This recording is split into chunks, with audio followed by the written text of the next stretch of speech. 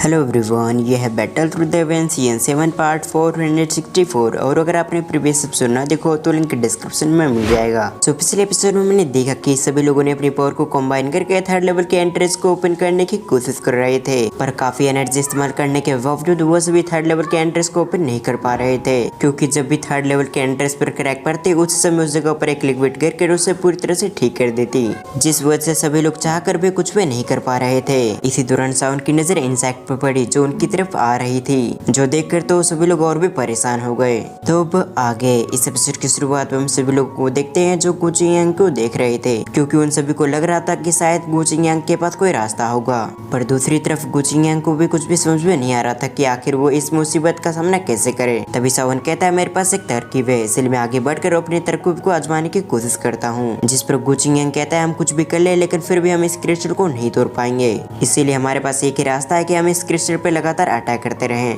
लेकिन सावन उसकी बात को नजरअंदाज करते हुए आगे बढ़ने लगा, साथ ही उसने अपनी पावर को भी एक्टिवेट कर लिया। पर इस बार सावन ने अपने द्विकी की जगह अपने हेवनली फ्लेम को एक्टिवेट किया था, जिस वजह से एक पावरफुल हेवनली फ्लेम ने सावन के हाथों को पूरी तरह से कवर कर लिया। इससे पहले कोई व्यक्ति कुछ समझ पाता है उससे पहले सावन ने अपने हेवनली फ्लेम से उस क्रिस्टल पे अटैक कर दिया। जैसे सावन के हेवनली फ्लेम ने उस क्रिस्टल को टच किया उसी समय उस जगह पर एक बड़ा सा गड्ढा हो गया, जिसने आसपास के इंसेक्ट्स को भी खत्म कर दिया था, जो देखकर तो सभी लोग सरप्राइज हो गए, क्योंकि किसी ने भी उम्मीद नहीं किया था कि सावन अपने हेवनली फ्लेम की मदद से इंसेक्ट को खत्म कर पाएगा। साथ ही सावन की हेवनली फ्लेम ने जहां एक बड़ा सा गड्ढा किया था वो जगह भी ठीक नहीं हो रही थी। ये देखने के बाद तो सभी लोग काफी खुश हो गए। सीन शिफ्ट कर रोमानिया को देखते हैं, जो ये देखने के बाद काफी ज्यादा खुश हो चुका था। वो सावन को ऑर्डर देते हुए कहता है सावन तुम जल्दी से अपनी हेवनली फ्लेम की मदद से इन सभी को खत्म कर दो ताकि हम सभी आगे बढ़ पाए। मगर सावन इसकी बात को नजरअंदाज करते हुए इसकी नजर याओ क्लैन के मेंबर पे गई, जिसके बाद सावन यान क्लैन की लेडी की तरफ भी देखने लगा, क्योंकि इन दोनों के पास भी हेवनली फ्लेम मौजूद था।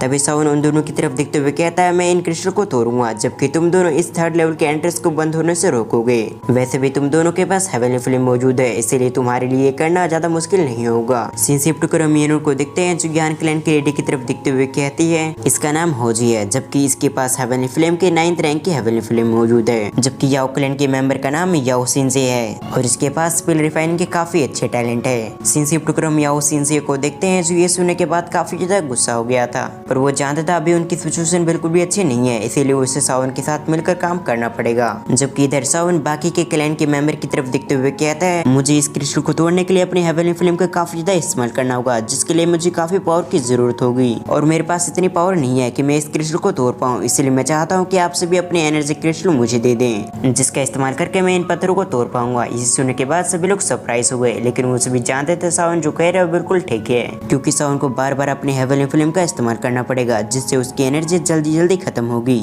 इसीलिए धीरे धीरे करके काफी सारे लोग आकर अपने पोर्टल सावन को देने लगे, जिसके अंदर काफी सारे एनर्जी क्रिस्टल मौजूद थे और जल्दी सावन के पास काफी सारे एनर्जी क्रिस्टल के बैग आ चुके थे। लेकिन तभी सावन ने महसूस किया कुछ लोगों ने अभी भी एनर्जी क्रिस्टल के बैग नहीं दिया, और ये लोग और कोई नहीं बल्कि हानली और हानियाता है, जिन्होंने अभी तक सावन को अपना बैग नहीं दिया था। इसलिए सावन उन दोनों की तरफ देखते हुए कहता है तुम दोनों ने अभी तक अपना बैग नहीं दिया है, इसलिए तुम्हारे लिए बेहतर होगा कि तुम दोनों भी अपना बैग मुझे दे दो। जिस पर हानिया गुस्सा होते हुए कहता है तुमने काफी सारे लोगों से तो उनका बैग ले लिया है, इसीलिए तुम्हारे पास काफी सारे एनर्जी क्रिस्टल हो चुके होंगे, तो फिर तुम्हें हमारा बैग क्यों चाहिए। हानिया की इस बात को सुनकर सावन के चेहरे पे एक कोल्ड स्माइल आ गई। वो उसकी तरफ देखते हुए कहता है मेरे पास कंप्लीट हुआ या फिर नहीं इससे कोई भी फर्क नहीं पड़ता, मगर जैसे कि मैंने कहा कि सभी को अपना बैग मुझे देना होगा तो मतलब देना होगा, और अगर तुम अपनी एनर्जी क्रिस्टल मुझे नहीं देना चाहते तो मैं तुमसे जबरदस्ती नहीं लूंगा, लेकिन इसके बाद तुम लोग थर्ड लेवल के अंदर भी नहीं जा पाओगे, इसलिए तुम्हारे लिए बेहतर होगा कि तुम वापस लौट जाओ। सावन की इन बातों को सुनकर तो हानली और हानिया का एक्सप्रेशन चेंज हो गया था,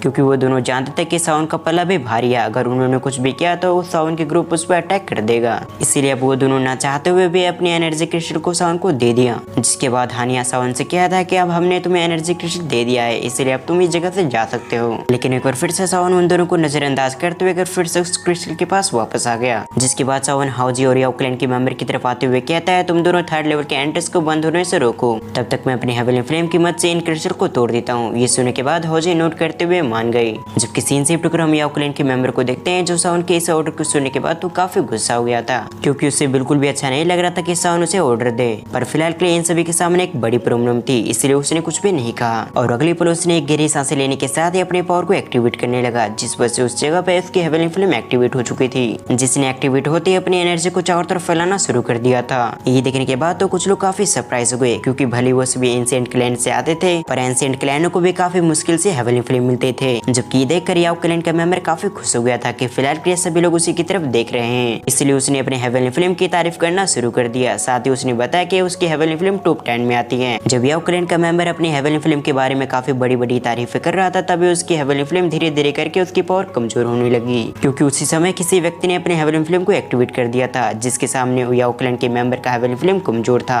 और जिसने अभी अभी अपने हेवनली फ्लेम को एक्टिवेट किया था वो हाओजी थी, जिसकी हेवनली फ्लेम के अंदर से एक टेरिफाइंग एनर्जी निकल रही थी, जिसने याओ क्लैन के मेंबर और उसकी हेवनली फ्लेम की हालत को खराब कर दिया था। ये देखने के बाद तो याओ क्लैन का मेंबर भी सरप्राइज हो गया था। तभी वो हाओजी की तरफ देखते हुए कहता है, अगर मैं सही गैस कर रहा हूँ तो ये यान क्लैन के ये लोटस होगा जो हेवनली फ्लेम के 9th रैंकिंग पे आती है। ये सुनने के बाद हाओजी ने भी नोट कर दिया। फिर अगली पल उसकी नजर साउन पे आ चुका था, क्योंकि वो देखना चाहते थे कि आखिर साउन के पास कितनी हेवनली फ्लेम है, यानी कि साउन के पास कितनी पावरफुल फ्लेम है। सिनशिप टुकड़ों में साउन को देखते हैं, जो इन दोनों की हेवनली फ्लेम को देखने के बाद नोट करता है। उसके बाद उसने भी अपने हेवनली फ्लेम को एक्टिवेट करना शुरू कर दिया। जैसे जैसे साउन की हेवनली फ्लेम एक्टिवेट हो रही थी, उसी तरह से साउन के अंदर से अलग अलग तरीके की हेवनली फ्लेम निकल रही थी, जिसने बाहर निकलने के साथ अलग अलग ड्रैगन का रूप ले लिया था। साथ ही साउन अपनी हेवनली फ्लेम की पावर को भी रिलीज कर रहा था, जिस वजह से हम याओ क्लैन के मेंबर की हेवनली फ्लेम को देखते हैं, जिसकी हेवनली फ्लेम लगभग गैप होने भी आ चुकी थी। इधर साउन के हेवनली फ्लेम को हाओजी की हेवनली फ्लेम ने काफी आसानी से सप्रेस कर दिया था, जो देखकर हाओजी खुद सरप्राइज हो चुकी थी, क्योंकि हाओजी ने एक्सपेक्ट नहीं किया था कि साउन की हेवनली फ्लेम इतनी ज्यादा पावरफुल निकलेगी।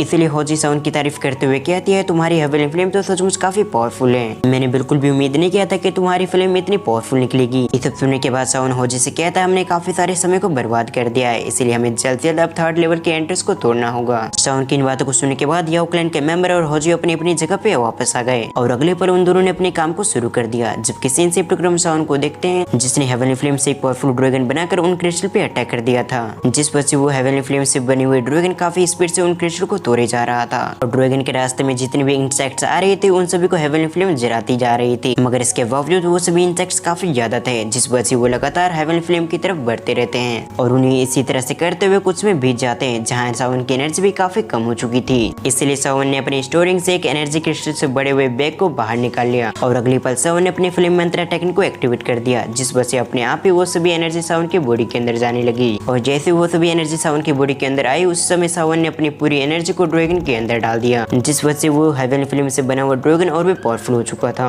और इसी तरह से साउन को जब भी एनर्जी की जरूरत होती है, तो वो अपनी स्टोरिंग से एनर्जी क्रिस्टल से भरे हुए बैग को बाहर निकाल देता, जिसके बाद वो अपनी फ्लेम मंत्रा टेक्निक को एक्टिवेट कर देता, जिसकी वजह से उन सभी क्रिस्टल की एनर्जी साउन की बॉडी के अंदर चली आती। इसी तरह से साउन को आधा घंटा बीत गए। तभी गुजियन कहता है, आखिर साउन को इस क्रिस्टल को तोड़ने में कितना समय लगेगा। गुजियन की बातों का जवाब देते हुए दूसरा व्यक्ति कहता है, साउन को लगभग आधा घंटे और लगेंगे, क्योंकि भले ही साउन अपनी हेवनली फ्लेम की मदद से इन क्रिस्टल को तोड़ पा रहा हो, लेकिन अभी भी उसको काफी समय लगेगा। जब ये दोनों इसी तरह से बातें कर रहे थे, तभी साउन ने कुछ महसूस किया, जिस वजह से वो सरप्राइज हो चुका था। इसलिए साउन बाकी लोगों की तरफ देखते हुए कहता है, मेरे पास जितने भी एनर्जी क्रिस्टल है वो सभी खत्म हो चुके हैं। साउन की बात जैसे बाकी लोगों ने सुना, उसी समय वो सभी सरप्राइज हो गए, क्योंकि उन्होंने काफी सारे एनर्जी क्रिस्टल को साउन को दिया था। तभी गुजियांग साउन की तरफ बढ़ते हुए कहता है, मेरे पास एक एनर्जी क्रिस्टल अभी भी बचा हुआ है, जो एक लेवल 9 का एनर्जी क्रिस्टल है। ये कहते हुए उसने अपने एनर्जी क्रिस्टल को साउन को दे दिया। फिर वो अपनी बातों को कंटिन्यू करते हुए कहता है, इसके अलावा मेरे पास कुछ भी नहीं है, इसलिए तुम बिल्कुल भी एक्सपेक्टेशन मत रखना कि इसके अलावा मेरे पास कुछ होंगे। जबकि दूसरी तरफ साउन इन बातों को सुनने के बाद उसने नोट कर दिया और अगले पल उसने उस एनर्जी क्रिस्टल को ले लिया। फिर साउन उस क्रिस्टल की तरफ देखते हुए कहता है, भले ये लेवल 9 की है, लेकिन ये काफी नहीं होगी, क्योंकि मेरी हेवनली फ्लेम मेरी काफी ज्यादा एनर्जी को कंज्यूम करती है, इसलिए मुझे और भी क्रिस्टल की जरूरत होगी। ये सुनने के बाद हम दूसरे गू क्लैन के मेंबर को देखते हैं, जो आगे बढ़ते हुए कहता है, मेरे पास भी एक लेवल 9 का क्रिस्टल है। ये कहते हुए उसने अपने क्रिस्टल को साउन को दे दिया और इस सेशन के साथ हमारा ये पार्ट यहीं पर एंड होता है। सो पिछले एपिसोड में हमने देखा कि शाओन और यून हानली और हानिया से लड़ने के बाद 3rd लेवल के एंट्रेंस के पास आ चुके थे,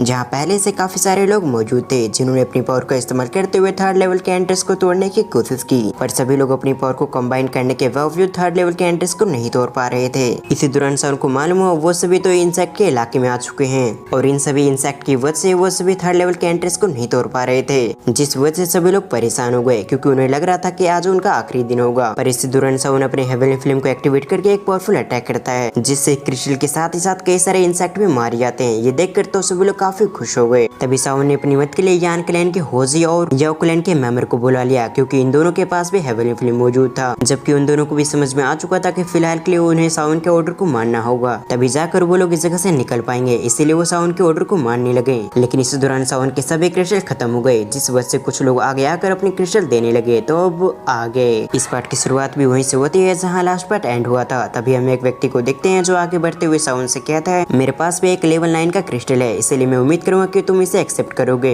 ये सुनने के साथ ही साउन ने उस क्रिस्टल को ले लिया, जिसके बाद धीरे धीरे करके कुछ लोग सामने आने लगे जिनके पास क्रिस्टल मौजूद था। वैसे उनके पास जो क्रिस्टल थे वो सभी काफी पावरफुल थे, जो उनकी कल्टीवेशन को बढ़ाने में काफी काम आती। लेकिन सिचुएशन को समझते हुए सभी लोग अपनी पावरफुल क्रिस्टल साउन को देने लगे। सीन शिफ्ट क्रम साउन को देखते हैं जो एक बार फिर से समझ चुका था कि हानले और हानिया ने एक बार फिर से उनके साथ गद्दारी की है, यानी कि अभी तक उन्होंने साउन को अपने क्रिस्टल नहीं दिए हैं। जिस वजह से साउन उन दोनों की तरफ दिखते हुए कहता है, मुझे सभी से एनर्जी क्रिस्टल मिल चुके हैं सिवाय तुम्हारे छोड़कर। साउन के इन शब्द को सुनने के साथ ही सभी लोग की नजर हानले और हानिया पे आ गई, जो देखकर हानले और हानिया समझ गए एक बार फिर से उन्हें अपने क्रिस्टल साउन को देने होंगे। तभी हानिया अपने मन में कहता है, इस एनर्जी क्रिस्टल को पाने के लिए हम दोनों को काफी सारे प्रॉब्लम का सामना करना पड़ा, तब जाकर हमें ये क्रिस्टल मिला। ये सब कहते हुए वो साउन के पास आ चुका था। वैसे हानिया का बिल्कुल भी मन नहीं था कि वो अपने क्रिस्टल को साउन को दे, लेकिन फिर भी वो ना चाहते हुए अपने क्रिस्टल को साउन को दे दिया। जबकि उन एनर्जी क्रिस्टल को देखते हुए साउन कहता है, मेरे पास 5 पावरफुल एनर्जी क्रिस्टल आ चुके हैं। ये कहते हुए साउन ने अपने हेवनली फिल्म से बने हुए ड्रैगन के अंदर अपनी एनर्जी को डालना शुरू कर दिया और अगले पल साउन ने एक पावरफुल ड्रैगन अटैक उस क्रिस्टल पे कर दिया, जिस वजह से उस क्रिस्टल के चित्रे उड़ गए और उनके पास जितने भी इंसेक्ट थे वो सभी एक धमाके के साथ खत्म हो गए। तभी साउन ने कुछ ऐसा देखा जिस वजह से वो काफी खुश हो चुका था, इसीलिए वो सभी को बताते हुए कहता है, हम लगभग इसके एंट्रेंस के पास आ चुके हैं, इसके तोड़ते ही हम इसके एंट्रेंस के पास आ जाएंगे और फिर उसके बाद हम इस जगह से काफी आसानी से निकल जाएंगे। साउन के इन शब्द को सुनने के साथ ही कुछ लोग काफी खुश हो गए,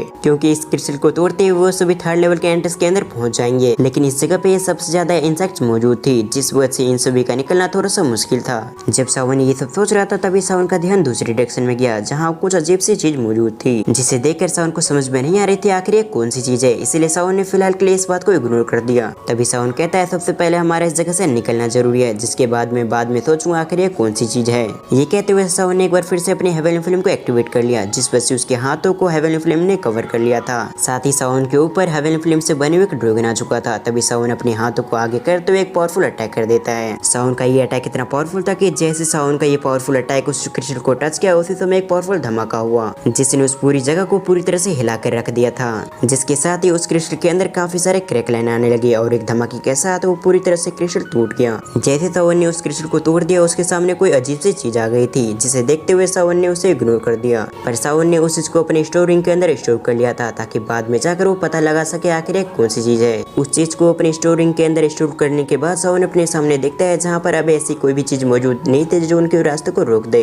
इसलिए सावन पलक झपकते यूनिट के साथ 3rd लेवल के अंदर एंटर कर गया, जबकि बाकी सभी लोग 3rd लेवल के एंट्रेंस के खुलने की वजह से काफी खुश हो चुके थे और अगले पल उन्होंने बिना किसी देरी के 3rd लेवल के अंदर एंटर कर गए। सीन शिफ्ट क्रम कुछ समय बाद देखते हैं जहाँ पर ये सभी 3rd लेवल के अंदर एंटर कर गए थे और जैसे ही इन्होंने 3rd लेवल के अंदर एंटर किया था उन्हें समझ में आ चुका था ये लेवल उन दोनों लेवल से काफी ज्यादा अलग है, क्योंकि 3rd लेवल की एनर्जी काफी ज्यादा पावरफुल थी। इस जगह पर उन्हें एनर्जी क्रिस्टल की भी जरूरत नहीं पड़ेगी, मतलब अगर कोई चाहे तो वो बिना क्रिस्टल के भी इस जगह पर ट्रेनिंग कर सकता है और उसकी ट्रेनिंग तब भी बाहर की दुनिया से कई गुना तेज रहेगी। पर अगर कोई व्यक्ति क्रिस्टल के साथ ट्रेनिंग करता है तब उसकी कल्टीवेशन कई गुना तेज हो जाएगी। यानी कि साफ शब्दों में कहा जाए तो अगर कोई व्यक्ति क्रिस्टल के साथ ट्रेनिंग करता है तो उसकी कल्टीवेशन कई गुना तेज हो जाएगी। सीन शिफ्ट क्रम बाकी लोग को देखते हैं जो 3rd लेवल को देखकर काफी ज्यादा खुश हो रहे थे।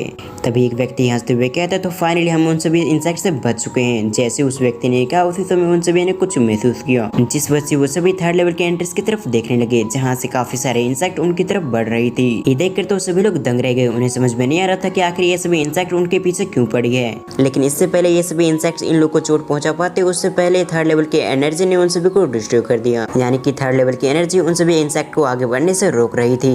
पर भले ही वो सभी इंसेक्ट 3rd लेवल की एनर्जी के कांटेक्ट में आते खत्म हो रही थी, पर इसके बावजूद वो सभी रुकने का नाम नहीं लेती, जो चीज देखकर सभी लोग सरप्राइज हो गए थे। उन्हें समझ में नहीं आ रहा था कि आखिर इंसेक्ट इतनी बेवकूफी हरकत कैसे कर सकती है, क्योंकि ये सभी इंसेक्ट्स काफी चालाक होती है। तो फिर आज इन सभी को क्या हुआ है? तभी एक व्यक्ति कहता है, ऐसा लगता है जैसे कि ये सभी इंसेक्ट्स पागल हो चुके हैं, नहीं तो ये सभी इंसेक्ट ऐसे पागलों जैसे हरकत क्यों ही करते। जब ये लोग इसी तरह से सोच रहे थे तब दूसरी तरफ हम सावन को देखते हैं जिसे कुछ समझ में आ चुका था। इसीलिए सावन ने अपने स्टोरिंग से उस चीज को बाहर निकाला, जिसे सावन ने क्रिस्टल को तोड़ने के बाद अपने स्टोरिंग के अंदर स्टोर कर लिया था। कुछ समय सोचने के बाद सावन अपने सामने देखता है जहाँ पर वो सभी इंसेक्ट्स काफी ज्यादा कम हो चुके थे, क्योंकि लगातार 10 मिनट कोशिश करने के बावजूद उनके काफी सारे साथी मारे जा चुके थे, इसलिए बचे हुए इंसेक्ट्स उस जगह से वापस चले गए। ये देखने के बाद सावन अपने मन में कहता है जो चीज मेरे स्टोरिंग में आखिर वो कौन सी चीज है, मैं इस चीज के बारे में बाद में पता लगाऊंगा। ये कहने के बाद सावन को कुछ याद आया था, जिस वजह से सावन अपने आसपास उस व्यक्ति को ढूंढने लगा, लेकिन काफी ढूंढने के बावजूद सावन को वो व्यक्ति नहीं मिलता जिसे वो ढूंढ रहा था। तभी हम उसके बाजू में यूनोर को देखते हैं जो समझ चुकी थी आखिर सावन किन्हें ढूंढ रहा है, इसलिए उसके पास आते हुए कहती है लगता है हम जब इंसेक्ट को देख रहे थे तभी हानली और हानी इसी मौके का फायदा उठाकर इस जगह से निकल गए, क्योंकि उसी समय उनके पास बचने का अच्छा मौका था, इसीलिए वो दोनों इस जगह से भाग गए। ये सुनने के बाद सावन ने भी नोट कर दिया। तभी हम हाउजुआ को देखते हैं जो उसके पास आ चुका था। तभी हाउजुआ और हाउजू उसके पास आते हुए कहते हैं अब हमें इस जगह से निकलना होगा, पर जाने से पहले हम तुम्हारा शुक्रिया कहना चाहते हैं क्योंकि तुम्हारी वजह से हम 3rd लेवल पे आ पाए हैं। ये सुनने के बाद सावन उसे ग्रीट करते हुए कहता है ठीक है, जबकि हाउजू उस जगह से जाते हुए कहता है अगली बार हम जब मिलेंगे तो हम दोनों की कल्टीवेशन काफी आगे बढ़ चुकी होगी। ये कहते हुए हाउजू के साथ उस जगह से डिसअपीयर हो गया। इसी तरह से बाकी लोग भी सावन को ग्रीट करते हुए उस जगह से निकलने लगे और कुछ समय के अंदर वो पूरी जगह खाली हो चुकी थी, पर गुक्रेन के सभी मेंबर्स और सावन अभी भी उसी जगह पे मौजूद थे। तभी गुचिंग यांग यूनिट से पूछता है आखिर आप किस तरफ जा रहे हो, जिस पर यूनिट कहती है आपको अच्छी तरह से पता होगा कि आखिर हम दोनों किस तरफ जा रहे हैं। यूनिट के इन शब्द को सुनने के साथ एक गुचिंग यांग की एक्सप्रेशन चेंज हो गए, क्योंकि उसे समझ में आ चुका था कि आखिर सावन और यूनिट किस तरफ जाएंगे, लेकिन इसके बावजूद वो अपनी बातों को कंफर्म करते हुए कहता है तो सचमुच आप दोनों साओजून के टूम की तरफ जाएंगे, लेकिन एंसेस्टर साओजून की टूम जिस जगह पे बनी हुई वो जगह काफी खतरनाक है, क्योंकि उस जगह पे एंसेस्टर साओजून के सोल के साथ ही साथ उस जगह पर काफी सारे पावरफुल सोल भी मौजूद हैं, जिन्होंने इस दुखी कॉन्टिनेंट के टॉप के लेवल को छू रखा है। इसीलिए अगर आपका सामना उनसे होता है तो आपका जीतना बहुत ज्यादा मुश्किल होगा, और अगर 1-2 सोल बॉडी से आपका सामना होता है तो आप दोनों फिर भी उसे संभाल सकते हैं, पर उस समय आप दोनों कैसे हैंडल करोगे जब 1-2 नहीं बल्कि काफी सारे सोल बॉडीज आप पे अटैक करेंगे। इसीलिए मेरे ख्याल से आप दोनों को उस डायरेक्शन में नहीं जाना चाहिए। गुचिंग यांग की बातों को सुनने के बाद सावन को समझ में आ रहा था कि गुचिंग यांग ने जो भी कहा वो बिल्कुल सही है, पर अगर सावन को अपनी पावर बढ़ाना है तो उसे अपने एंसेस्टर साओजुआन की टूम में जाना ही होगा, जहाँ एंसेस्टर साओजुआन ने अपने लोग के लिए जरूर कुछ छोड़ रखा होगा, जिससे इसकी मदद से शायद सावन की पावर बढ़ जाए या फिर वो अपनी साओ फैमिली को वापस पावरफुल बना पाए। इसीलिए सावन गुचिंग यांग की तरफ दिखते हुए कहता है मुझे मालूम है कि उस जगह पे काफी खतरे हैं, लेकिन इसके बावजूद मुझे उस जगह पे जाना होगा। सावन के इन वर्ड को सुनने के बाद गुचिंग यांग अपने साथियों की तरफ दिखते हुए कहता है क्या तुम इस जगह पे अपनी ट्रेनिंग करोगे। ये सुनने के साथ ही गोकुलैंड का दूसरा मेंबर इस बात का जवाब देते हुए कहता है जब हम हेवेनली टूम के अंदर आ रहे थे तभी हमें एल्डर ने कह दिया था हमें किसी भी तरह से गोकुलैंड की प्रिंसेस को प्रोटेक्ट करके रखना है, इसलिए हमें उसके पीछे ही जाना होगा, जिस वजह से चाहे कुछ भी हो पर हम अपनी प्रिंसेस को फॉलो करेंगे। तभी तीसरा व्यक्ति सावन की तरफ आते हुए कहता है शायद तुम्हें मेरे बारे में नहीं पता होगा, इसलिए वो अपने नाम बताते हुए कहता है मेरा नाम गुहुआ है और मैं सेकंड कमांडर हूँ और हम सभी को ऑर्डर दिया गया कि हम यूनिट को प्रोटेक्ट कर रहे हैं, इसीलिए आप जहाँ भी जाएंगे हम आपको फॉलो करेंगे। कुछ समय इन सभी से बात करने के बाद सावन को मालूम होता है ये तीनों उनसे नफरत नहीं करते हैं, जो बात जानकर सावन काफी खुश हो चुका था और इसीलिए सावन भी उन सभी को काफी अच्छे से ट्रीट करता है। जिसके बाद हम कुछ समय बाद देखते हैं जहाँ एक व्यक्ति आगे बढ़ते हुए कहता है हम सभी ने इस जगह पे काफी वक्त गुजार लिया है, इसलिए हमें आगे बढ़ना चाहिए और हम सभी के स्ट्रेंथ को देखते हुए हानली और हानिया हम पर अटैक करने की हिम्मत नहीं करेंगे, और जहाँ तक सोल बॉडीज की बात तो हम कुछ सोल बॉडीज का सामना कर लेंगे। ये सुनने के बाद सावन ने भी नोट कर दिया और इसी सीन के साथ हमारा ये पार्ट यहाँ पर एंड होता है। आपको ये वीडियो कैसी लगी आप मुझे कमेंट करके जरूर बताएं, और अगर आप इस सीरीज का नेक्स्ट पार्ट देखना चाहते हैं तो इस वीडियो पे 1K लाइक कंप्लीट करें। सो वीडियो को फुल वॉच करने के लिए थैंक्स फॉर वॉचिंग।